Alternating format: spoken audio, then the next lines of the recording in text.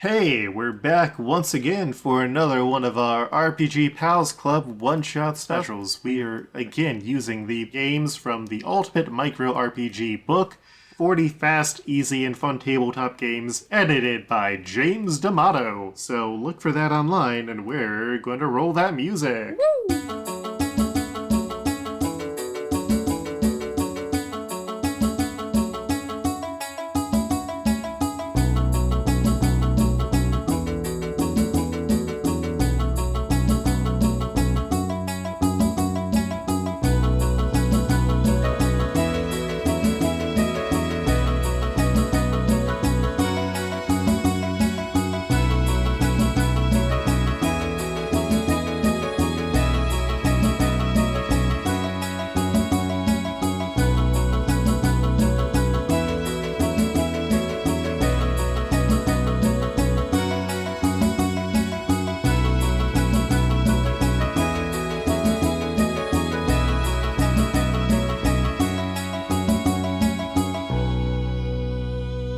Hello, I'm Luke. I'm going to set up this game and go over the rules, but there's no GM in this one. Oh god, we're freeform. He, him, sometimes they, them. Sounds like a plan. I'm Madison Rowan, she, her. We're all loosey-goosey, baby. The gooses used to be bigger. The gooses did used to be bigger. That's it, that's all I have to say. Okay, good job. It's your turn. I'm also here. I'm Eric, aka Rhythm Bastard. Hey, listen, I'm always a sucker for more improv fun times, so let's go nuts, baby. Hi, I'm Sahoni. I'm terrible at improv. I like writing things. Yes, and? Bad news, Parsley! Foot? We're about to loose your goose, dude. Alright, so we are going to be playing a game called Post-Match Interview, subtitle, Asking Tired People Surreal Questions by James Mendez Hodes. I am sorry if I got your name wrong, James. So, you know those interviews on TV where they, talk to wrestlers or football players right after the match? Mm-hmm. They're trying to ask the world's most tired human their innermost thoughts and feelings, and the athlete returns the most vapid answers because all they can think about is drinking a beer and falling asleep. Yeah. Have you seen any interview with Shaq, basically? Uh-huh. In this game, we're going to roleplay a slightly more interesting post-match interview. So one person is going to need to be our athlete, and the others will be playing television reporters interviewing them. So who would like to be our athlete? I guess I'll volunteer. You did get fired by the dog. Yeah. It's true. You do need a new job. You got fired by the dog only to complete your career as a sportsman. Yeah. Jimmy Sportsman. So collectively, we need to figure out what sport was just... with Jimmy. Something is about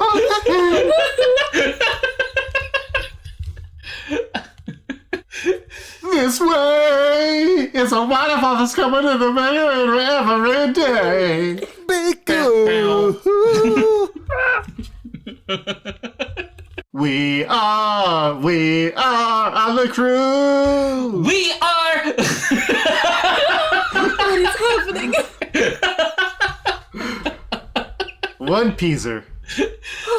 Alright, so collectively we need to decide what sport the athlete just played. Not everyone needs to know, all the rules, but just enough that, you can recognize it on sight. We know the game with the brown ball that's not actually an orb, the football, the American football, right? Rugby. Or... Is that what they use in rugby? No, well, it's usually not brown. It's usually white and then a secondary color. Right. Weird. Well, we probably shouldn't do rugby then, because I would not recognize it by sight. It's fine. First, you get you get in the scrum, then you have a murder, and then you pass the ball to the side. Say it ain't so.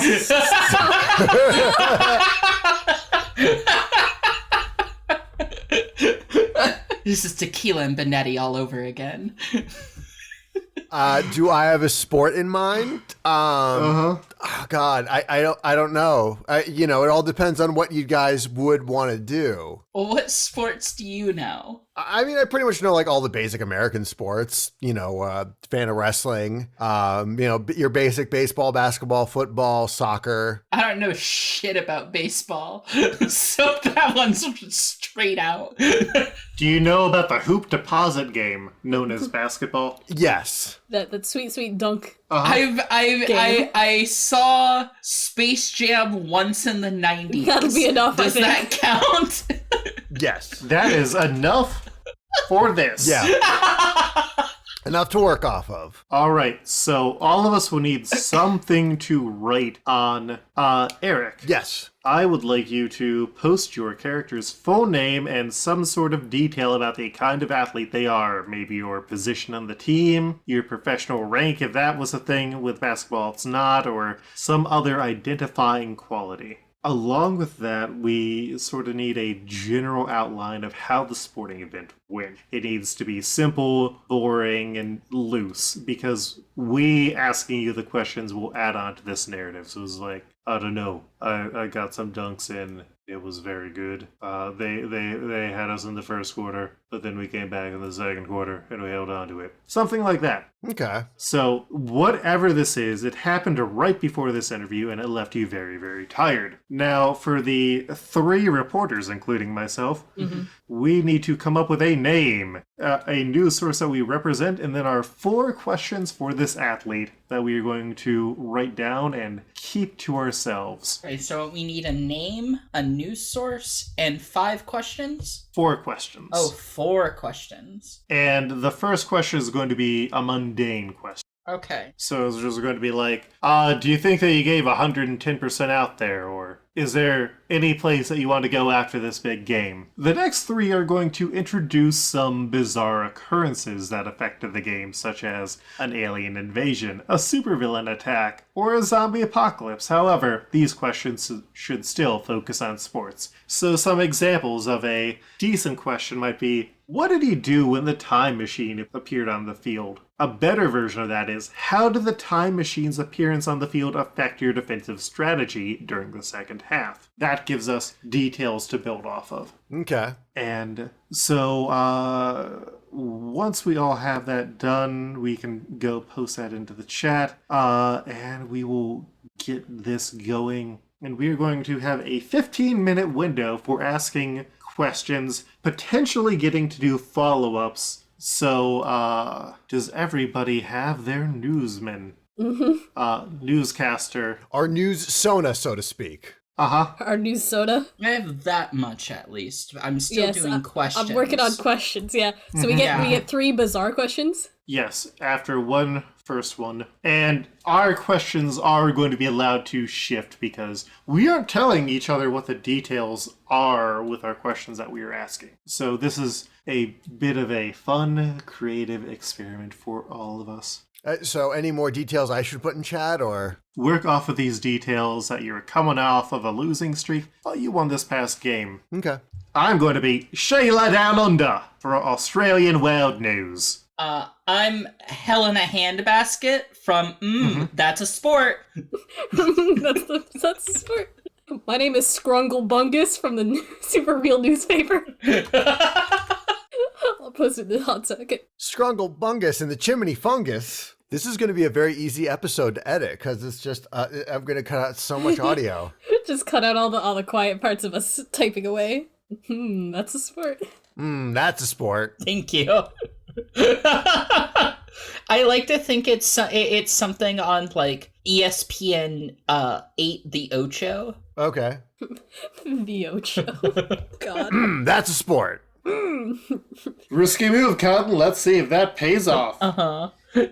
And so once we have these questions, like I said, I will start a 15-minute timer for the interview. We are going to try and clamor for your attention, and athlete, you will call on us to answer the questions. We then, as the reporters, will introduce ourselves, the network, and then ask our question. It is up to you whether or not we get follow-up questions, but it's not likely, and after answering one question, you will call on another reporter and so on. Okay. As a reminder, you are exhausted from a punishing day of emotional stress and physical intensity. Keep your answers simple, straightforward, and even boring. If you're unfamiliar or if you're unsure of what to say, fall back on generic sports maxims about giving it 100%, trying to have fun, and taking it one play at a time. If you feel uncomfortable, out of character, answering a question, you may pass by saying the ritual phrase, "Listen, I'm only here so I don't get fined," and then jump to a different question. Fair enough. So I have my questions ready. How about the rest? I've got my questions ready. Set a timer on my phone. Hey, I actually have a 15-minute timer on here. Fun fact, the first 3 timers that I have are 2 minutes because I could just add on whatever time I need to those 2 minutes. A 40-minute timer for naps, and then a 15-minute timer because a 15-minute timer is usually a nice thing to have. Yeah, pretty nice. All right, so we are starting in 3, 2, 1. Start clamoring. Chad.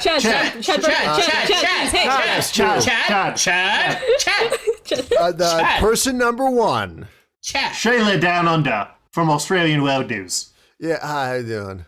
Do you think you gave it up at the half? You know, they had us in the first half, I'm not going to lie, but, eventually me and the team kind of reworked our strategy for the second half, and we pulled this one out. Chad from That's a Sport. Yes, yes. Hello, hi. Do you think your preseason training prepared you? You know, it was just a lot of hard work. You always got to make sure that you're good and ready to go and hit the ground running when the season starts. Yeah, I guess, totally did. Yeah. Yes, yes. Hey, hi, Scrungle Bunkus from the Super Real newspaper. Did you finally feel joy within your heart? I'm fucking ecstatic right now. I have never been more joyful in my life. I came off a terrible losing streak, and now we're on our way up again. I'm so happy for you. Yeah, no one is more joyous than me right now. Chad.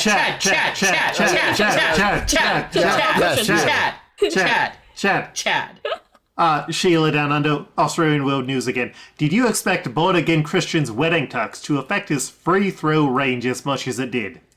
I don't know why he wore it to the game today, but if it helped his free throw shot, I'm not going to ask any questions. Chad. I think that it hurted though. A little bit, yeah. You know, people usually wear like compression wear or Under Armour underneath their jerseys. I don't know why he went with a suit.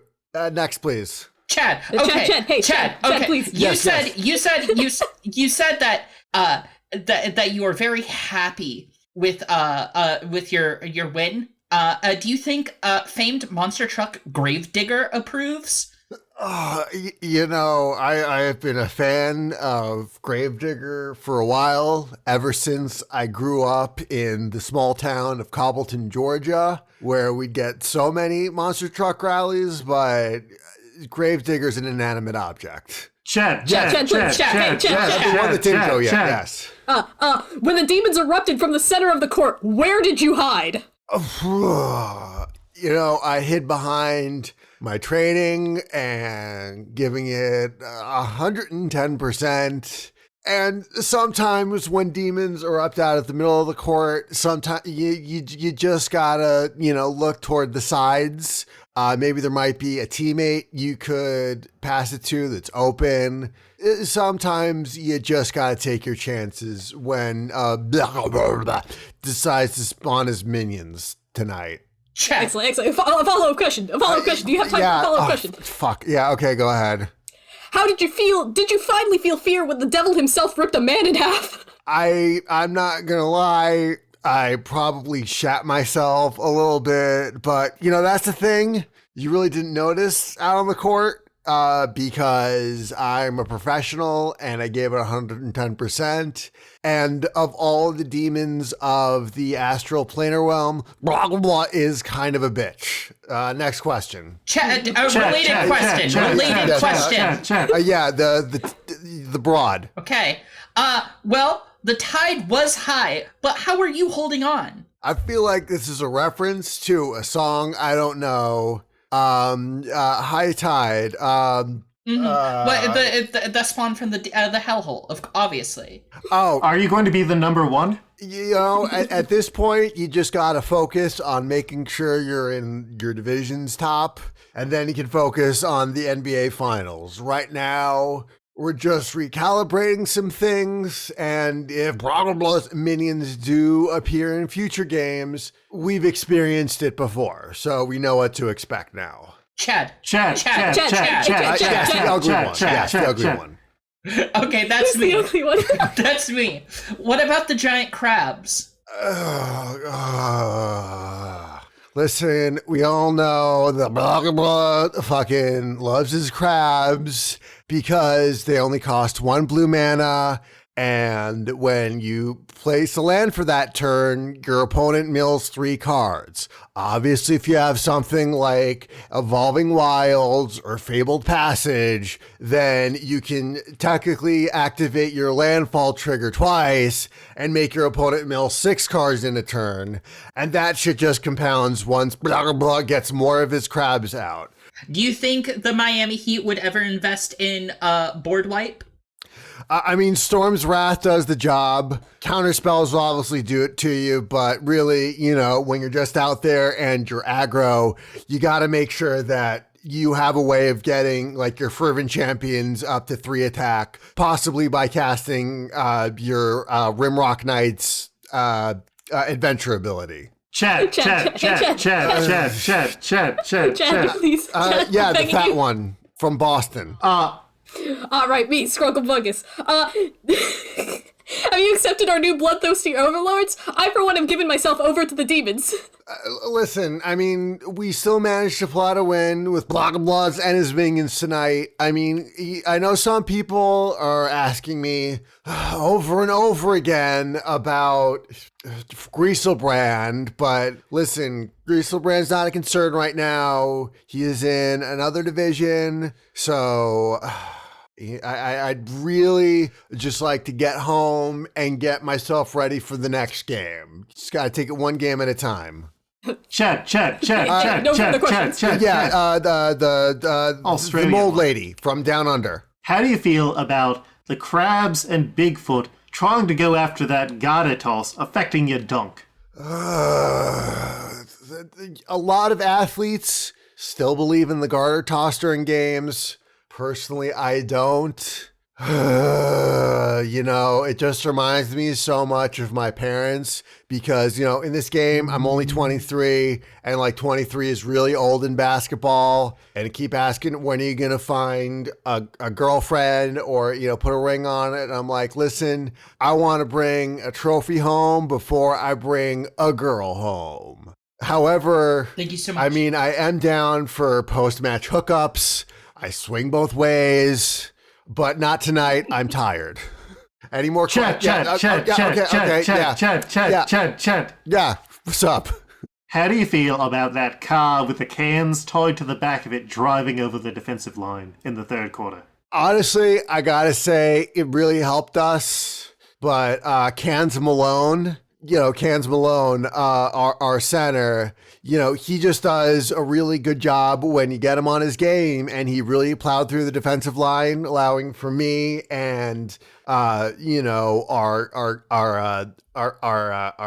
guard, Jimmy Donuts, some opportunities for some layups and some easy field goals. So, you know what? Listen, Cans Malone, aces, buddy. God, make sure you have a dime bag ready for me at the end of the game because I'm gonna fucking need one. Sorry.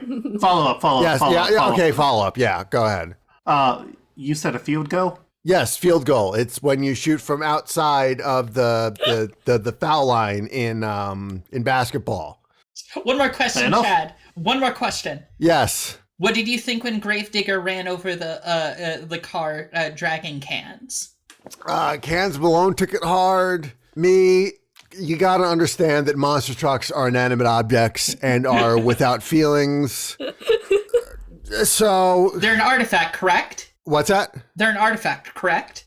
Yes, there are artifacts. I mean, Listen, Gravedigger is kind of a bullshit artifact because it requires crew 4 and he costs like 5 mana to cast. If you can get him going, great, but he's a little too slow for us, and I think that's what gave us the edge in this game.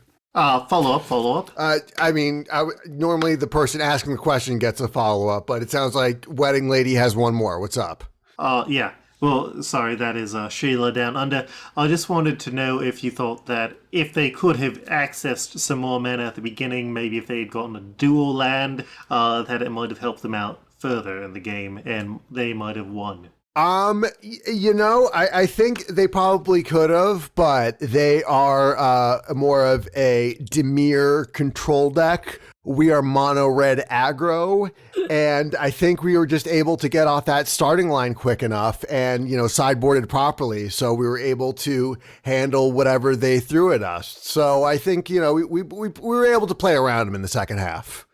So Chet, what's up? Chet. Yeah, lady who's clearly looking up Magic the Gathering references on her phone.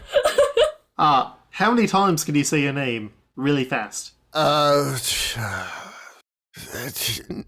Barely once at this point. It is a long day and I am very tired. One final question. Chad. Chad. Chad. Yes. Is there anything you would like to tell your team and enemies at this time? Any final parting words? I mean, listen, I think, our next match is up against the Cleveland Cavaliers, and, they can be a bit demonic on their offense, especially from the 3-point line, but, we're working on our crew to kind of up our defensive game a little bit so we can, break some ankles and bust out some funky dunks. Chad, one more question. Last question. Yes. Okay. The Celtics are a strong contender this year as a green team. How do you feel? I think...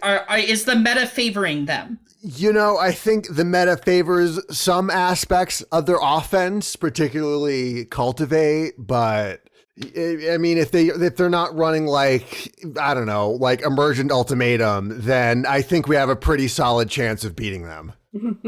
Chat. Yes. Okay, I clearly see you now have a nerd next to you who's eagerly telling you about his...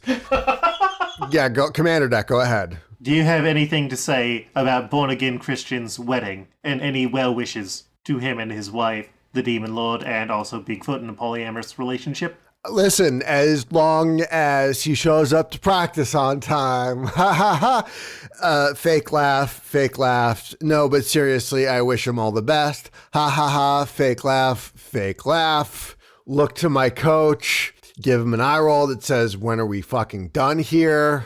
Interview is over. Oh, good. Oh, thank you for your time. And we will see you next time here on the show. Play the music. This has been Sheila Down Under for Australian World News, reporting to you about Chad Berkeley after his victory for the Miami Heat, coming off of a losing streak where they won this last game. Stay tuned for the news. And that's the game. That was fun. What the fuck? I feel like I leaned a little too much on the tired and heavy, but hopefully I sold it right. It was good. It was pretty good. I mean, I think you went kind of heavy on the Magic the Gathering. You're just like, wow, I don't know, Magic. I was like, I wanted to talk about crabs. And I was like, I've been playing I'm playing a mono white life gain deck, and that's what got me to Mythic last month. But I was just like, I'm playing a lot of I was just like, I liked running that mill deck. That was a fun deck to run. Thumbs up at everybody who understands Magic the Gathering. I'm hoping that the one person who knows that the Celtics wear green and plays Magic the Gathering listens to our podcast and understands Magic the Gathering meta. God, combine so many things into one basketball game. There was a monster truck, there were demons. There was a wedding. There was a wedding happening. Yeah. I'm glad that Born Again Christian found his polyamorous couple. Yeah. Good for born again Christian. With the demon lord himself and Bigfoot. Fucking incredible. I should have saved the gravedigger question for later. I like that it worked in so well with crushing the car with the cans Yeah. on it. That was good. That was really good.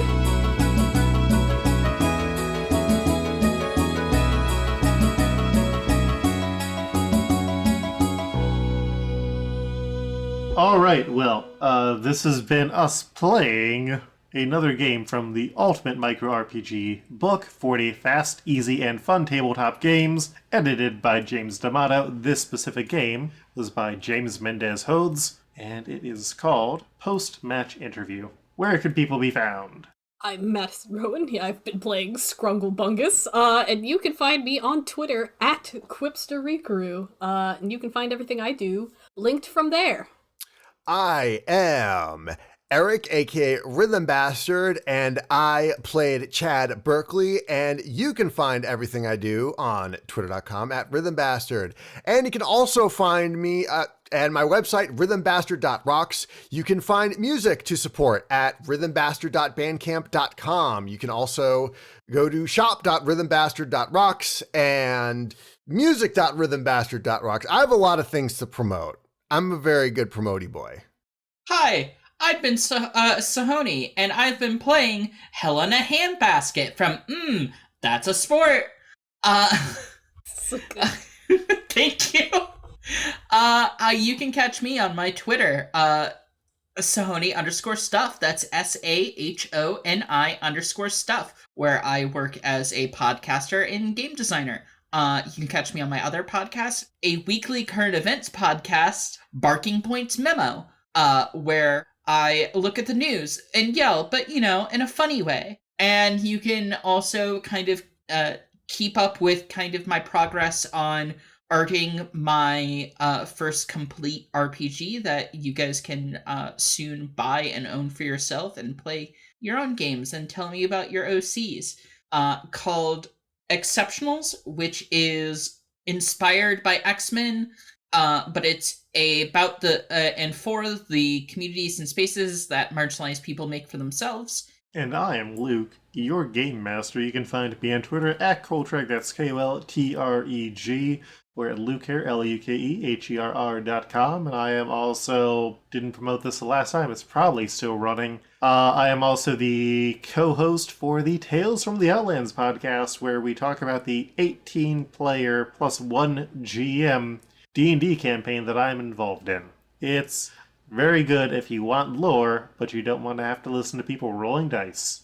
Our RPG Pals Club updates on the 1st and the 15th of each month. Look forward to our next episode. We're recording this as a potential buffer, so we have no idea what it is. Hope you enjoyed, and check out that Ultimate Mini RPGs book. We'll catch you probably in about 15 days on the flip mode. Peace. Bye.